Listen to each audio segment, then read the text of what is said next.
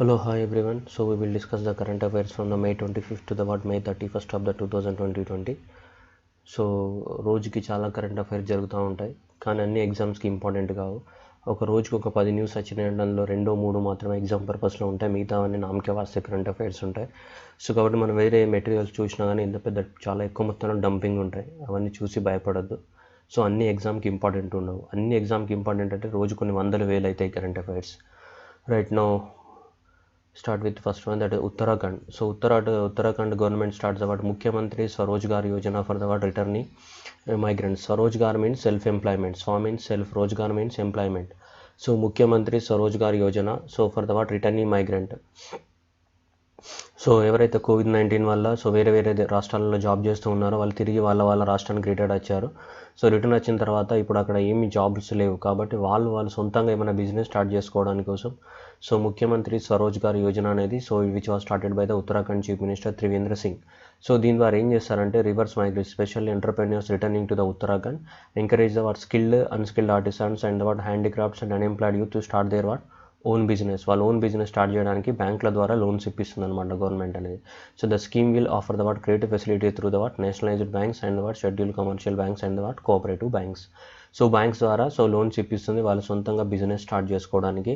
And దాంతోపాటు కొంచెం subsidy కూడా ఇస్తుంది, 15-20% ఆఫ్ ద లోన్ పైన సబ్సిడీ కూడా గవర్నమెంట్ ప్రొవైడ్ చేస్తుంది అనమాట. సో అది స్టోరీ ఇంపార్టెంట్ కాదు, ఎగ్జామ్ పర్పస్. ఏ రాష్ట్రం లాంచ్ చేసింది, ఎందుకోసం అనేది important. So that is the Mukhyamantri Swarozgar Yojana is launched by the Uttarakhand state for the return employment. So Swarozgar means self employment provide కోసం బ్యాంక్ ద్వారా లోన్స్ని ప్రొవైడ్ చేస్తుంది అనమాట. వాళ్ళు ఓన్గా బిజినెస్ని స్టార్ట్ చేసుకోవచ్చు. రైట్. సో సేమ్ వే ఇలాంటిది ఇంకో స్కీమ్ కూడా లాంచ్ చేసింది, కానీ మధ్యప్రదేశ్ స్టేట్, దాని పేరు రోజ్గార్ సేతు. Rozgar means employment. రోజ్గార్ అంటే ఎంప్లాయ్మెంట్, సేతు మీన్స్ బ్రిడ్జ్, అంటే ఎంప్లాయ్మెంట్ బ్రిడ్జ్. సింపుల్గా చెప్పాలంటే ఎంప్లాయ్మెంట్ బ్రిడ్జ్ అనమాట. ఎవరు ఇక్కడ మధ్యప్రదేశ్ గవర్నమెంట్ అనేది ఎంప్లాయ్మెంట్ బ్రిడ్జ్ లాగా యాక్ట్ చేస్తుంది. ఎవరెవరికి మధ్యన, ఎంప్లాయ్మెంట్ ఇచ్చే వాళ్ళకి మధ్యన, ఎంప్లాయ్మెంట్ కోరుకునే వాళ్ళకి మధ్యన. So that is a Rozgar Setu scheme to help the employment for the skilled workers who have the return. So ఇక్కడ చూస్తే మనకి state government will act as Setu means bridge between the workers and the employers. So వర్కర్స్కి ఎంప్లాయర్స్కి మధ్యన ఒక bridge లాగా act చేస్తూ ఎవరికైతే ఎంప్లాయ్మెంట్ అవసరం ఉందో వాళ్ళకి ఎంప్లాయ్మెంట్ని ప్రొవైడ్ చేయడానికి కోసం లాంచ్ చేయడం జరిగింది. After such requiring employment is identified, the government will contact the factory workshop owners and the contractors and overseeing the infrastructure projects such as roads and bridge constructions. ఇలాంటి పెద్ద ప్రాజెక్టులు ఏవైతే ఉన్నాయో ఆ ఓనర్స్ని కాంట్రాక్ట్ అయిపోయి వాళ్ళకి ఏమైనా జాబ్స్ అవసరం ఉంటే సో ఆ జాబ్స్ని గవర్నమెంట్ నోటిఫై చేస్తుంది. గవర్నమెంట్ నోటిఫై చేసిన తర్వాత వీళ్ళు ఆ ఎవరికైతే అవసరం ఉందో వాళ్ళు అప్లికేషన్ చేసుకొని సో దానికి ఎలిజిబుల్ అయితే వాళ్ళు తీసుకుంటారు అనమాట. సో దానికోసం మధ్యప్రదేశ్ గవర్నమెంట్ లాంచ్ చేయడం జరిగింది. Madhya Pradesh launched the Rozgar Setu launched by the Madhya Pradesh government. Next national career service project. National career service project అనేది చూస్తే మనకు ministry of the labour and employment వాళ్ళు, ఇది ఎప్పటి నుంచో ఉంది, ఓల్డ్ స్కీమ్ ఇది. నేషనల్ క్యారియర్ సర్వీస్, ఎవరికైతే మనకు జాబ్స్ లేవో వాళ్ళందరూ కూడా దీంట్లో రిజిస్ట్రేషన్ చేసుకోవచ్చు అనమాట. దీంట్లో నేషనల్ క్యారియర్ సర్వీస్ అనే ఒక వెబ్సైట్లో మనం లాగిన్ అయిపోయి దాంట్లో రిజిస్ట్రేషన్ చేసుకోవచ్చు మనకి ఎంప్లాయ్మెంట్ కావాలి అని అనుకుంటే. అయితే ఇప్పుడు ఏం చేసిందంటే కోవిడ్-19 వల్ల ఇంకా ఎక్కువ మొత్తంలో అన్ఎంప్లాయ్మెంట్ అనేది పెరిగిపోయింది కాబట్టి so career skill training in partnership అనే కెరీర్ స్కిల్ ట్రైనింగ్ అనే ఒక ప్రోగ్రామ్ లాంచ్ చేసింది ఎవరు, ministry of the labour and employment with TCS, Tata consultative and TCS తోటి కలిసి ఒక స్కీమ్ని లాంచ్ చేశారు. దాని పేరే కెరీర్ స్కిల్ ట్రైనింగ్ అనమాట. సో నువ్వు ఎక్కడ రిజిస్టర్ అవ్వాలి, ఈ వెబ్సైట్లో నేషనల్ కెరీర్ సర్వీస్ అనే ఒక వెబ్సైట్ ఉంది, దాంట్లోకి వెళ్ళి నువ్వు రిజిస్ట్రేషన్ అయితే సో వీళ్ళు టీసీఎస్ వాళ్ళతో లింక్అప్ అయినారు. సో ఎవరైతే రిజిస్టర్ చేసుకున్నారో వాళ్ళకి ఏమైనా జాబ్స్ ఉంటే ప్రొవైడ్ చేస్తారనమాట.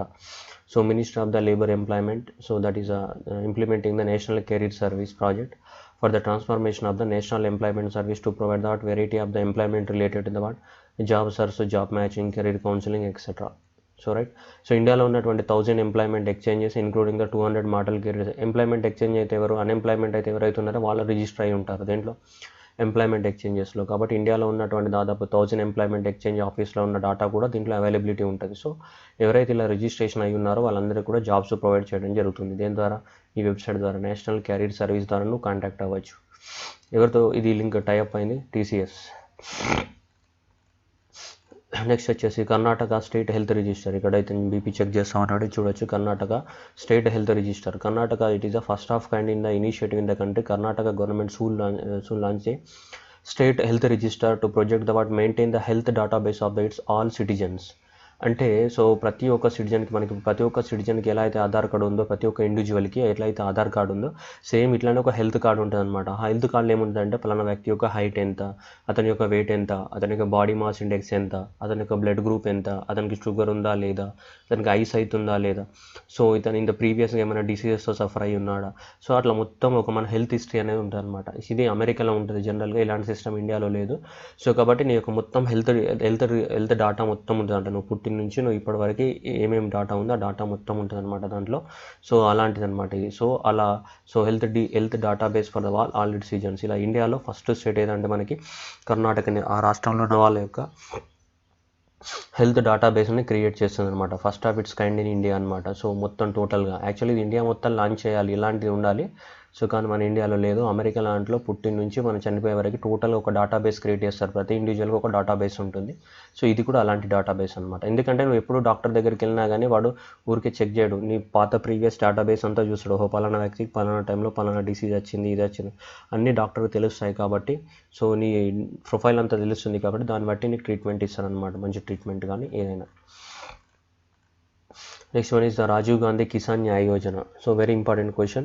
So this was launched by the Chhattisgarh government. So Chhattisgarh government launch చేసింది ఫార్మర్స్కి ఏంటిదంటే సో వాళ్ళకి వ్యవసాయానికి ఇన్పుట్ సపోర్ట్ ఇవ్వడానికి కోసం. So Rajiv Gandhi Kisan Nyay Yojana launched by the Chhattisgarh government. So దీని ప్రకారం ఇది అన్ని క్రాప్స్కి లాంచ్ చేయడం లేదు, rice, maize, sugar cane farmers ఎవరైతే ఉన్నారో వాళ్ళకి సపోర్ట్గా ఉండడానికి కోసం ఇది లాంచ్ చేయడం జరిగింది. Rice, maize and sugar cane. ఎవరైతే రైస్, మేజ్, సో రైస్ కానీ మొక్కజొన్న కానీ ఎవరు పండిస్తారో వాళ్ళకి 10,000 per acre సో అనేది గవర్నమెంట్ అనేది సపోర్ట్ ప్రొవైడ్ చేస్తుంది. అదే షుగర్ కేన్ ఎవరైతే కల్టివేట్ చేస్తారో వాళ్ళకి 13,000 per acre.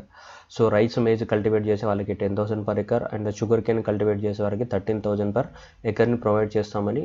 That money will be distributed in the 4 installment. So 4 installmentలో డిస్ట్రిబ్యూట్ చేస్తారు. సో అలా 3 రైస్, మేజ్, షుగర్ కేన్ 3 పంటలు పండించే వాళ్ళకి మాత్రం ఇది లాంచ్ చేయడం జరిగింది విత్ 1,500 crores అనమాట. So among distributed to the 18 lakhs ఫార్మర్స్కి బెనిఫిట్ అవ్వడానికి అవకాశం ఉంది. సో అన్ని క్రాప్స్కి లాంచ్ చేస్తే అందరికీ బెనిఫిట్ అవుతుంది, కానీ అన్ని క్రాప్స్కి లాంచ్ చేయలేదు. Only rice, maize and sugar కేన్స్కి మాత్రమే లాంచ్ చేయాలి. అది కూడా 10,000 per acre for rice, maize and 13,000 for the sugar cane cultivators. So that scheme name is what Rajiv Gandhi Kisan Nyay Yojana which state Chhattisgarh. Next Char Dham Pariyojana. ఇది టన్నెల్ అనమాట, ఇది పెద్ద టన్నెల్. సో దట్ చార్ధామ్ యాత్ర అంటే చార్ అంటే 4, ధామ్ అంటే పిలిగ్రిమ్స్ అనమాట. 4 యాత్రల్ని మనకి బద్రీనాథ్, కేదార్నాథ్, గంగోత్రి, యమునోత్రి ఈ 4 ప్లేసెస్ని విజిట్ చేయడాన్ని ఏమంటాం మనం చార్ధామ్ యాత్ర అంటాం. సో ఈ చార్ధామ్ పరియోజన అంటే ఈ 4 ప్లేసెస్కి రోడ్ కనెక్టివిటీ, ఈ 4 ప్లేసెస్కి హైవేస్ కడుతున్నారనమాట. ఇప్పుడు ఎక్కడికి బద్రీనాథ్, కేదార్నాథ్, గంగోత్రి, యమునోత్రి, దాని పేరే చార్ధామ్ పరియోజన. ఆ చార్ధామ్ పరియోజన అంటే construction of the national highways to Badrinath, Kedarnath, Gangotri, Yamunotri, దాని పేరే చార్ధామ్ పరియోజన. సో దీంట్లో భాగంగానే ఒక టన్నెల్ ఓపెన్ చేశారు, దాని పేరే Chamba tunnel under the Char Dham Pariyojana. అంటే ఇది రిషికేష్ని కనెక్ట్ అవుతుంది అనమాట. So that 440 meters long tunnel below the busy Chamba town on the Rishikesh to the Dharasu road highway, national highway number 94లో ఉన్నటువంటి. సో అక్కడ ఏం చేశారంటే 440 meters లాంగ్ ఒక పెద్ద టన్నెల్ని కన్స్ట్రక్షన్ చేశారనమాట. So this project will be completed by the October 2020.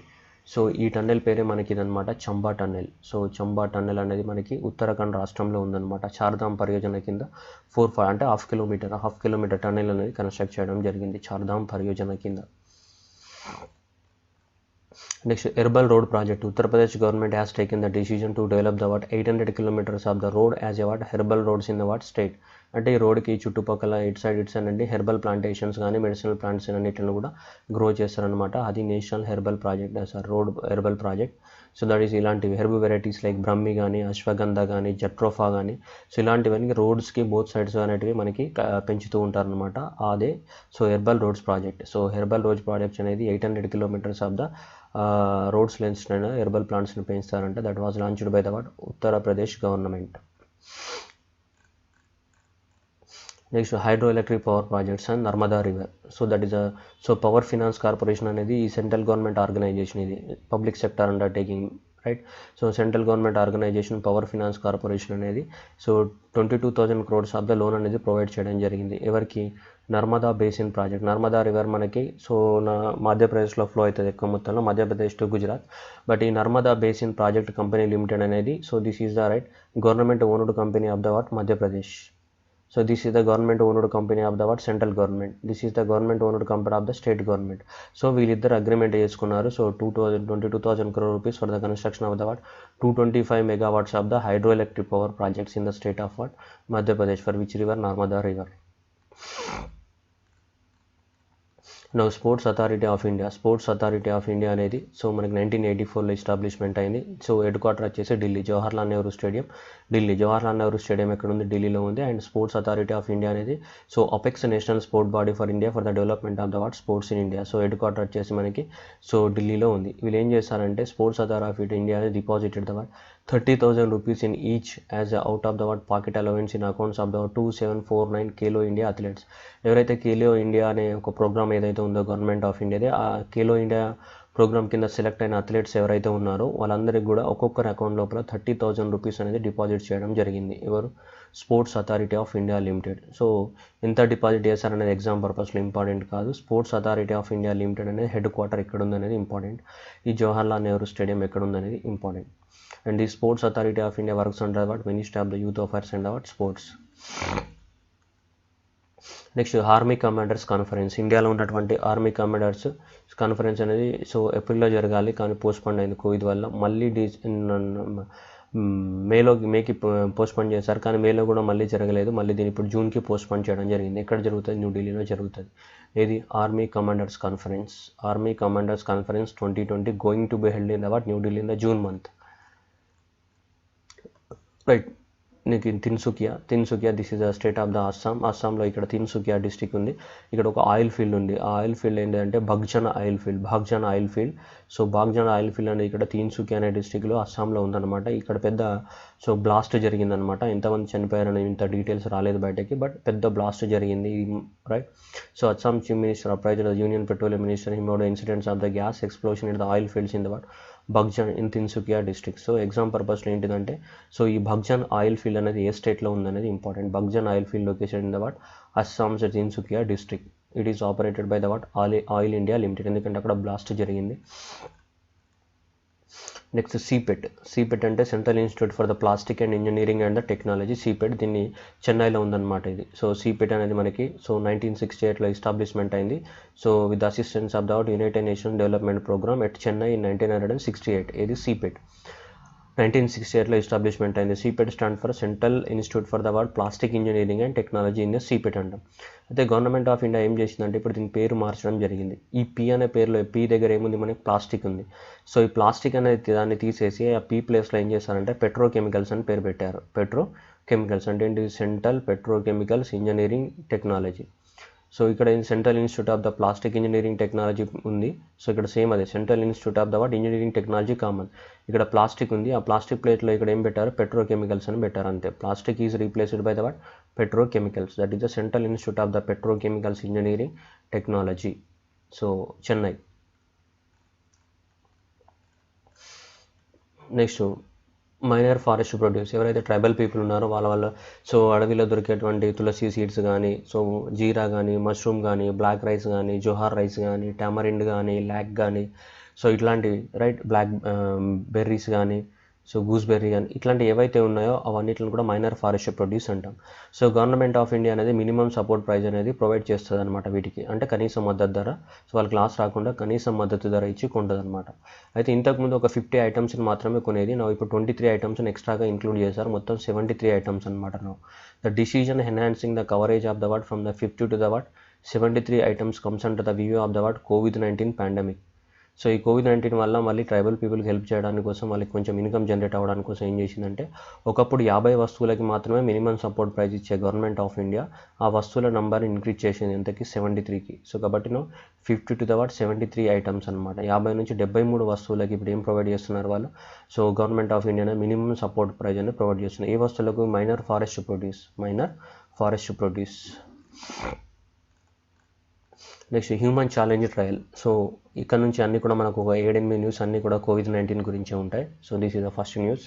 Right, human challenge trial. Human challenge trial అనేది వరల్డ్ హెల్త్ ఆర్గనైజేషన్ అనేది అనౌన్స్మెంట్ చేసింది.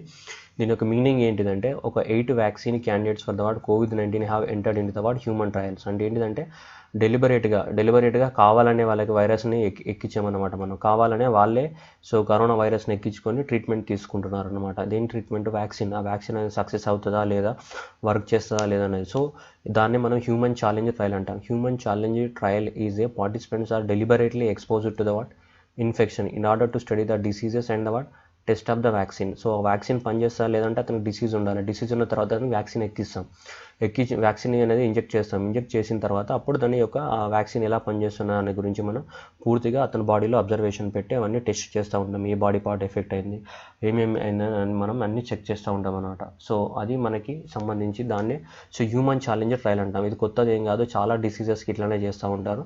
సో దీన్నే హ్యూమన్ ఛాలెంజ్ ట్రయల్. 8 మందికి ఎవరు అనౌన్స్మెంట్ చేశారు? వరల్డ్ హెల్త్ ఆర్గనైజేషన్ ఎక్కడుంది? Geneva. So has announced the what 8 vaccine candidates for the what COVID-19 have entered into the what human trial. Now, so with increasing of the COVID-19 patients in India, Glenmark Pharmaceuticals India started the what conduct the what faith trials. ఇంతకు ముందే మనం human challenge trials అన్నాం. ఇప్పుడు ఏమంటున్నాం? మళ్ళీ faith trials అని చెప్తున్నాం. ఈ ఫెయిత్ ట్రయల్స్ అనేది ఎవరు స్టార్ట్ చేశారు? గ్లెన్మార్క్ అనే ఒక ఫార్మాస్యూటికల్ కంపెనీ అనేది స్టార్ట్ చేసింది. ఏంటిది ఫెయిత్ ట్రయల్స్ అంటే ఈ 2 యాంటీవైరల్ డ్రగ్స్ని టెస్ట్ చేయడం అనమాట. సో ఒకటి ఫ్యావిపిరావిర్ అండ్ రెండోది umifenovir. So favipiravir and fenovir. So ఈ 2 వైరల్ డ్రగ్స్ ఏవైతే ఉన్నాయో ఈ 2 వైరల్ డ్రగ్స్ని టెస్ట్ చేయాలన్నమాట. ట్రీట్మెంట్కి పనికొస్తాయా పనికిరావని. 2 antiviral drugs have the different mechanisms of action and their combination may demonstrate the what so improve treatments for the what efficacy by effectively taking the what viral loads. ఆ రెండిట్లను కలిపి ఇస్తారనమాట. The new combination of the clinical trials is called what faith అనమాట. రెండిట్లను కలిపేయడాన్ని ఏమంటారు మన faith. ఆ faith అంటే ఏంటితో ఇక్కడ చూడండి ఒకసారి మీరు. So FA for the what FA అంటే ఇంతకుముందు చెప్పారు favipiravir plus umifenovir plus trial in Indian hospital setting. Favipiravir and right umifenovir. I for the what ఇక్కడ ఉంది ఐ అంటే ఇది. ఈ I stand for what umifenovir. T for trial. H for what in Indian hospital setting. So that is a FAITH. ఇండియాలో test చేస్తున్నారు కాబట్టి ఇంత పెద్ద అబ్రివియేషన్ ఇచ్చారు వాళ్ళు దానికి FAITH. So that faith trial is nothing but testing of the what 2 antiviral drugs together. So for the what COVID-19 treatment. Right, favipiravir and umifenovir అనే 2 డ్రగ్స్ని test చేయడం అనమాట ఇక్కడ ఇండియన్ హాస్పిటల్స్లో. నెక్స్ట్ ఇక్కడ డొనాల్డ్ ట్రంప్ కనిపిస్తున్నాడు. సో కరోనా వైరస్ పైన ఇవి dead bodies అనమాట. అమెరికాలో చనిపోయిన వాళ్ళ డెడ్ బాడీస్ వాటిపైన ఎక్కుతూ ఉన్నాడు. Right, so operation warp speed. Operation warp speed అంటే ఏంటిదంటే so the Operation Warp Speed is a public-private partnership initiated by the federal government of the United States to facilitate and accelerate the development of the COVID-19 vaccines and therapeutics and the diagnostics.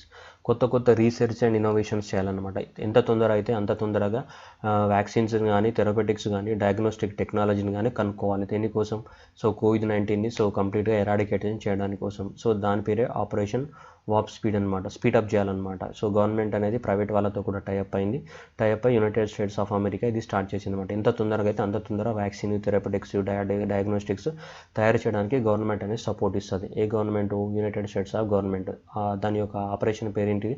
Operation పేరు ఏంటంటే warp speed. European కంటే Montenegro ఇక్కడ కనిపిస్తుంది. Montenegro. So Podgorica. So Podgorica is the capital city of the what Montenegro. ఇది capital city of is the what Podgorica అనేది. So right. So this is the first European country. So to declare itself from the what corona free. First corona free country in the Europe is what Montenegro. So India lo aithe first corona free state is what Goa, India lo. So idaithe ikkada world lo ikkada Europe lo aithe what Montenegro is the first country in the Europe to declare itself from the what coronavirus free. So Montenegro is the country of the south and southern east of Europe on the coast of the what Balkans. So right. So ఇది Adriatic sea దగ్గర ఇది ఉందన్నమాట. ఇది first European country to declare itself from the what corona free. Next World Health Organization director announced the what World Health Organization Foundation. Already మనకి World Health Organization అనేది already ఉంది. So ఈ World Health Organization ఇంకొక organization start చేసింది. World Health Organization ఇంకొక organization start చేసింది. ఆ organization పేరే World Health Organization Foundation. So World Health Organization started, World Health Organization Foundation, కొత్తగా ఆ ఆర్గనైజేషన్కి ఒక పదం యాడ్ చేశారు, ఏంటిది ఫౌండేషన్ అని. ఇది కూడా ఎక్కడ ఉంటుంది, జెనీవాలోనే ఉంటుంది.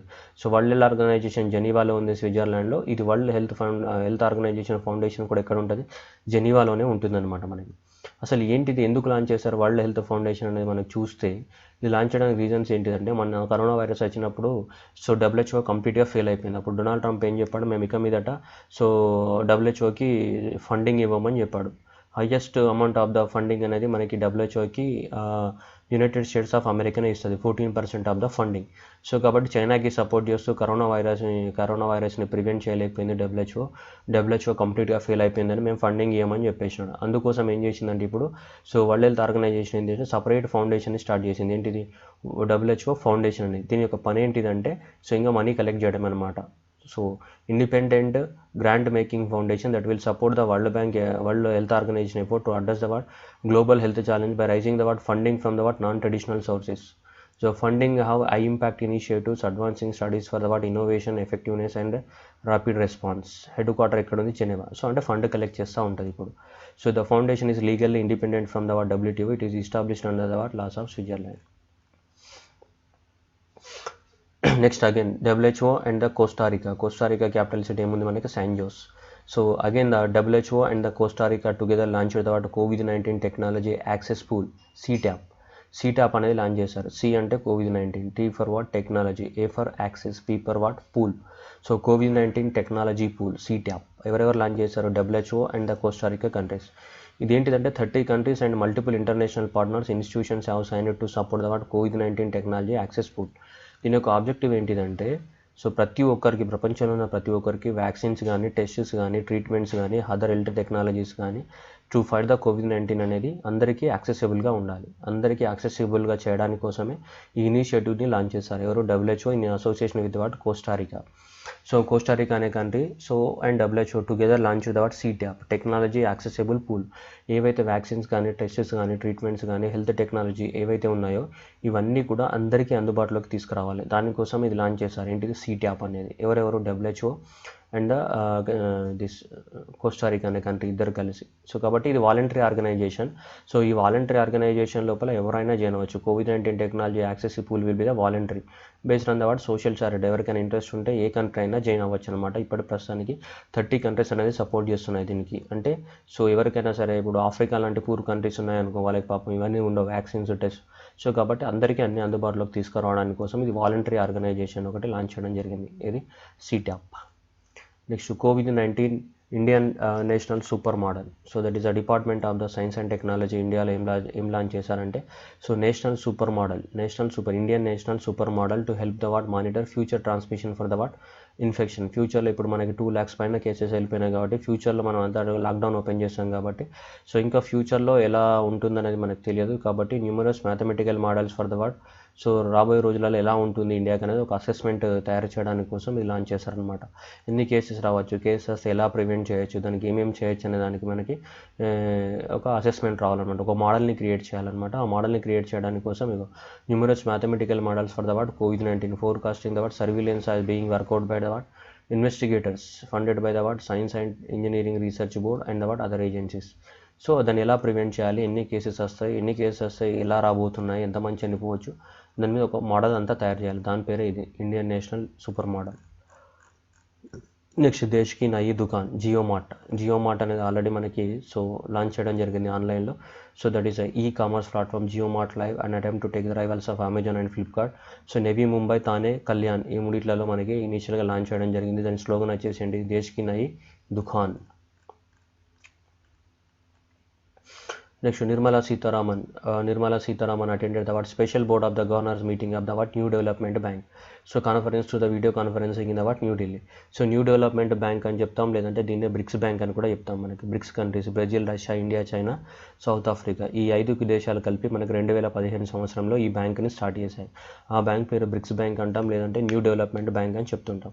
ఇది 2015లో స్టార్ట్ అయినప్పుడు దానికి ప్రెసిడెంట్, ప్రతి బ్యాంక్కి ప్రెసిడెంట్ ఉన్నాడు కాబట్టి దీనికి కూడా ప్రెసిడెంట్ ఉన్నాడు. ఈ బ్యాంక్కి ఫస్ట్ ప్రెసిడెంట్ ఎవరంటే కేవీ కామత్. సో ఇండియా నుంచే సో కేవీ కామత్ ఎలెక్ట్ అయ్యాడు 2015లో.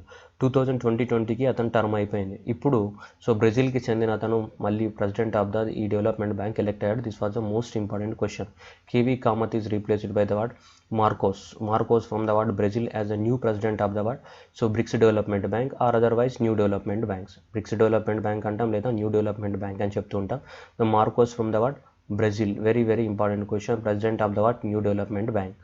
So the headquarter of this bank is Shanghai. So new development bank is also referred as what BRICS development bank, established by Russia. ఇవి అన్ని countries కాబట్టి location ఇక్కడ Shanghai, head quarter is what Shanghai. మనకి 2015లో start అయింది ఇది. So the bank came formal to existence legal entity in the what 2015లో start అయింది. మనకి 5 years ఉంటుంది టెన్యూర్. ఇప్పుడు 2025 వరకు మార్కోసే ఉంటాడు.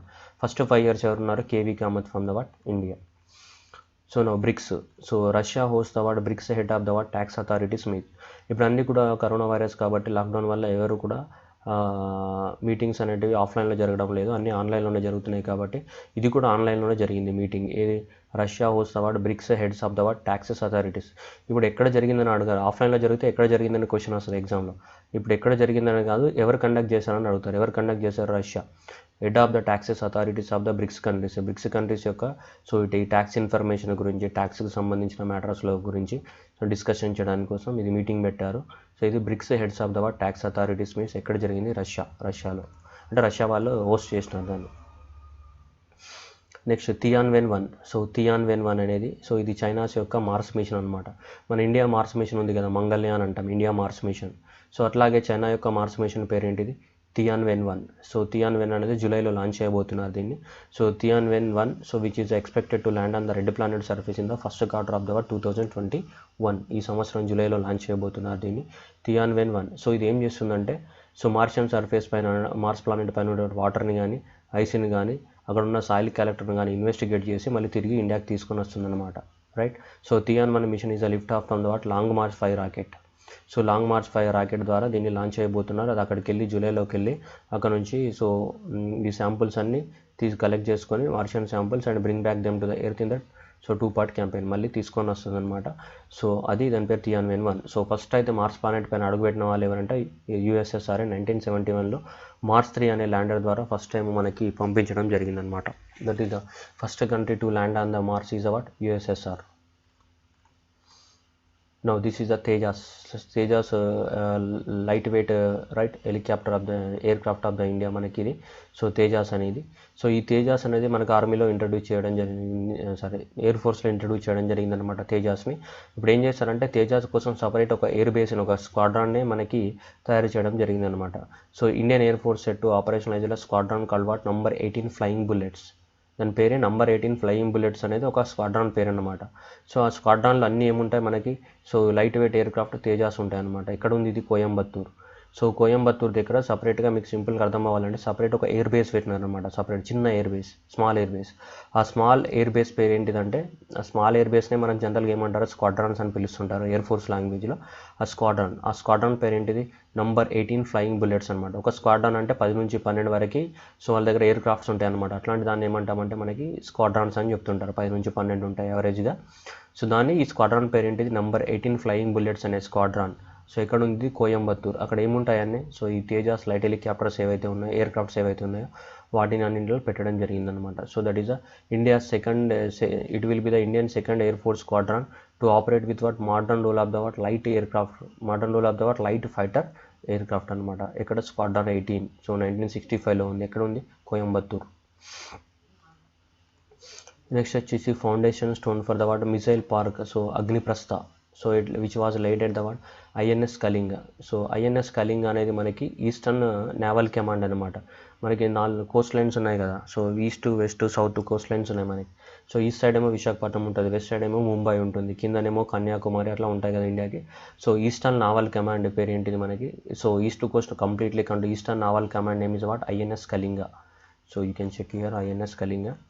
So INS Kalinga was the Indian Navy establishment reporting to the what Eastern Naval Command located between the Visakhapatnam and Bhimunipatnam Beach Road.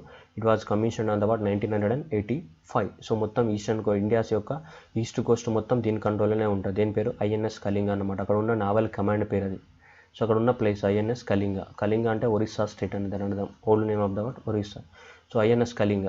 So INS Kalinga వాళ్ళు ఆ ఫౌండేషన్ స్టోన్ లేని తర్వాత missile park near the related INS Kalinga. INS Kalinga అంటే అది పెద్ద area పేరు అనమాట. ఏది సో ఇండియా నావల్ బేస్ విశాఖపట్నంలో ఉండే నావల్ బేస్ ఏదైతే ఉందో ఆ నావల్ బేస్ పేరు ఏంటి ఐఎన్ఎస్ కళింగ. అక్కడ ఏం చేశారంటే ఒక పెద్ద పార్క్ని కట్టబోతున్నారు. ఆ పార్క్ పేరు ఏంటంటే missile park. So that missile park name is the what Agniprastha. So Agniprastha aims to capture the what glimpses of the missile history of the what INS Kalinga till the date.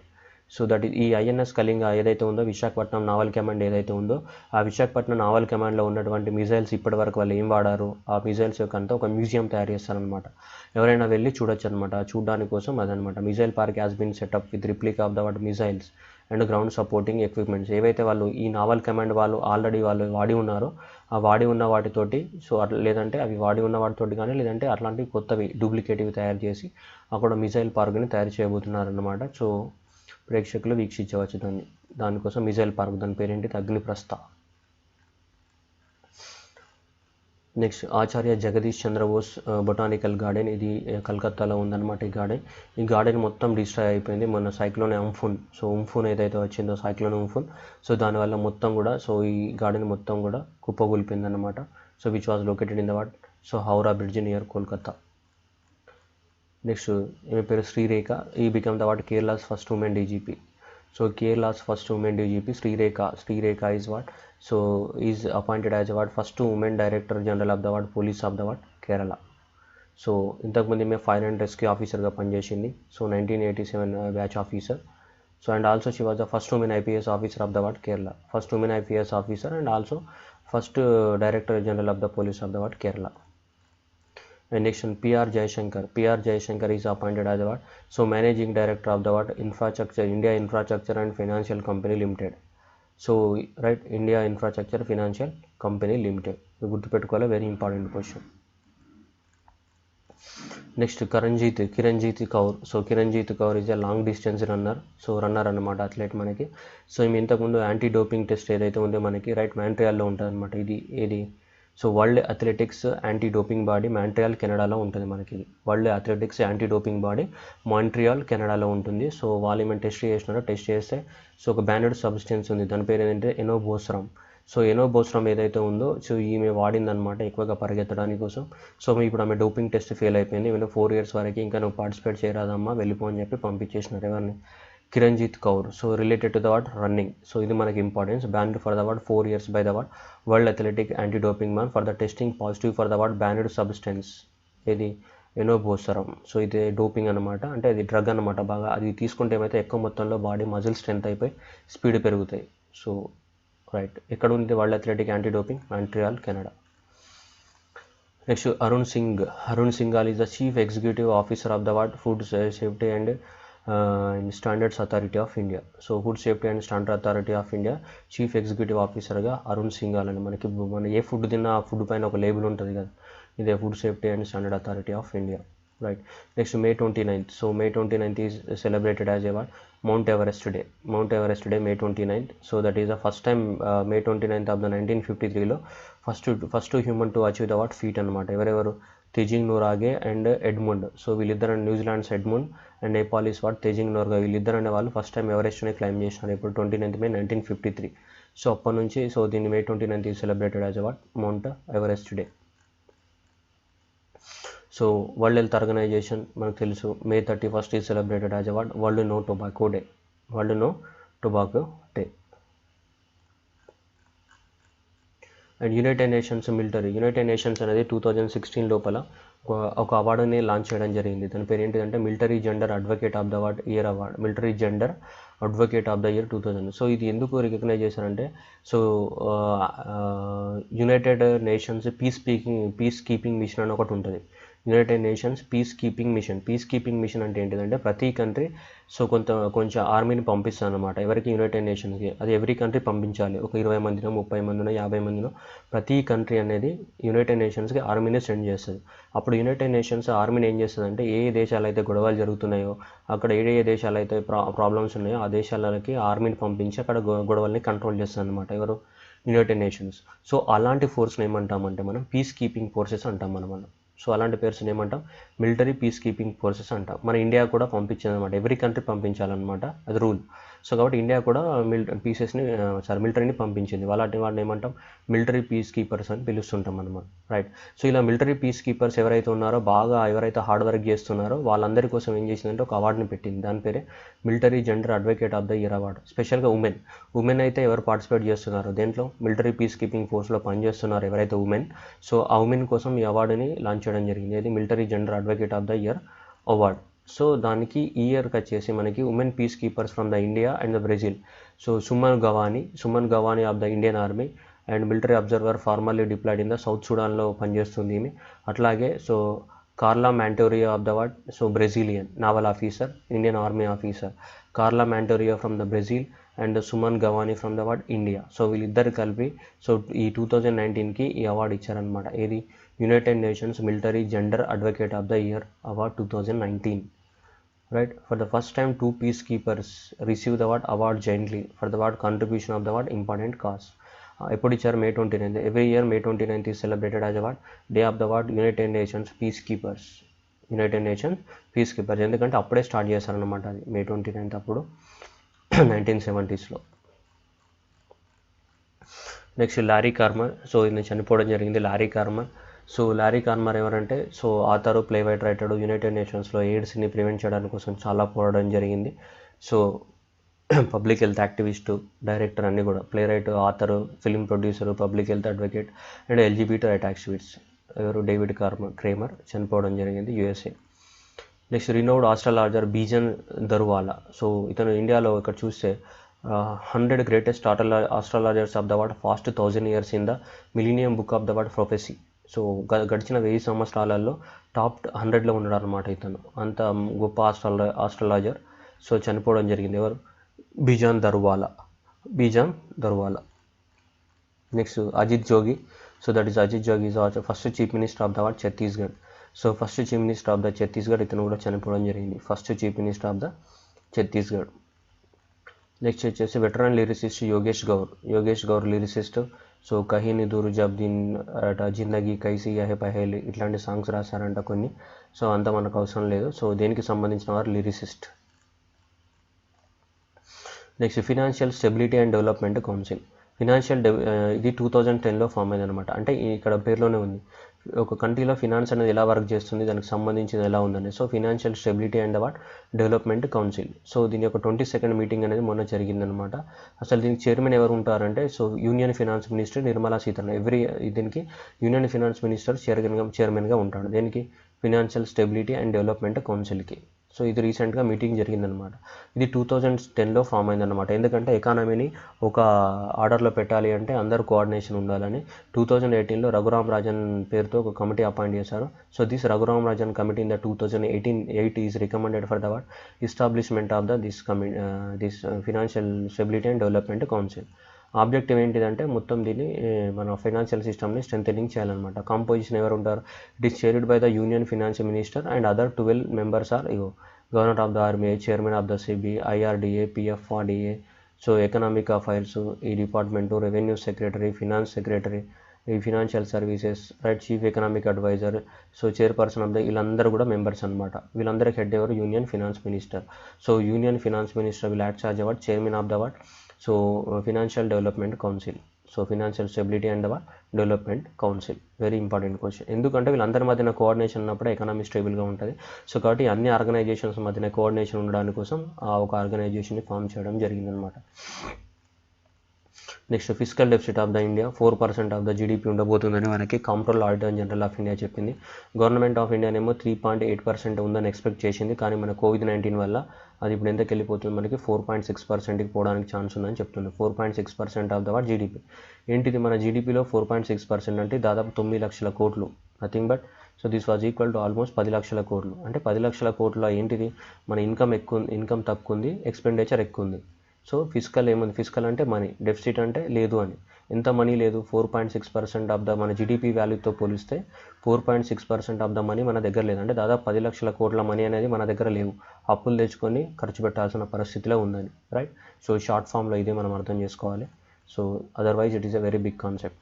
Next Proxima b ఇక్కడ కనిపిస్తుంది, Alpha Centauri A, this is Alpha Centauri B, and this is a Proxima Centauri, right? ఈ red dot Proxima century. ఇది sun, ఇది 2 light years, ఇది 4 light years కనిపిస్తుంది, ఇక్కడ 6 light years. చూస్తే మనకి ఇది ఈ మధ్యలో ఉన్నది ప్రాక్సిమా సెంచురీ ఎంత 4.2 లైట్ ఇయర్స్ అనమాట. ఇది సన్కి దగ్గరగా ఉంది. నెక్స్ట్ ఇది దగ్గర ఉంది, నెక్స్ట్ థర్డ్ ఇది దగ్గరగా ఉంది. ఫస్ట్ దగ్గరగా ఉంది ఇది ప్రాక్సిమా సెంచురీ. ప్రాక్సిమా సెంచురీ అనేది 4.2 లైట్ ఇయర్స్ అనమాట. Proxima Centauri is about Earth-like planet orbiting closest to the star to our solar system. Proxima Centauri, which is 4.2 light years from the what sun. Sun కి చాలా దగ్గరగా ఉన్నటువంటి ఇంకా system ఏదైనా ఉందంటే అది Proxima Centauri.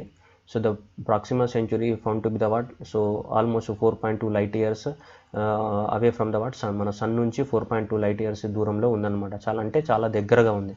చాలా సన్కి దగ్గరగా ఉన్నటువంటి స్టార్ ఏది అంటే ఇదే, ఏది ప్రాక్సిమా సెంచరీ. ఎంత 4.2 లైట్ ఇయర్స్. 4.2 light years. దీన్ని ఎలా అబ్జర్వ్ చేశారంటే చిలీలో మనకి ఒక అబ్జర్వేటరీ కట్టారు, that is European Southern Observatory at the what La Silla Observatory in the చిలీలో ఉంది. ఆ చిలీలో ఉన్న దాని ప్రకారంగా వీళ్ళు మనకి కన్ఫర్మ్ చేయడం జరిగింది. దేన్ని Proxima Centauri is the what closest star to the what sun. అంతకుముందు ప్రాక్సిమా సెంచరీ బి అనుకున్నారు, సార్ ఇది ఆల్ఫా సెంచరీ బి ఉంటుందేమో దగ్గర అనుకున్నారు. వీళ్ళ మూడిట్లలో కన్ఫ్యూజన్ ఉండేది, ఆ కన్ఫ్యూజన్ రిమూవ్ చేసి ఇప్పుడు క్లారిఫై చేయడం జరిగింది. This was 4.2 light years so away from the what sun. అది క్లారిటీ వచ్చిందనమాట ఇప్పుడు గవర్నమెంట్ ఆఫ్ ఇండియాకి. Sorry, not government of India. So that is European Southern Observatory that was located in the way Chile.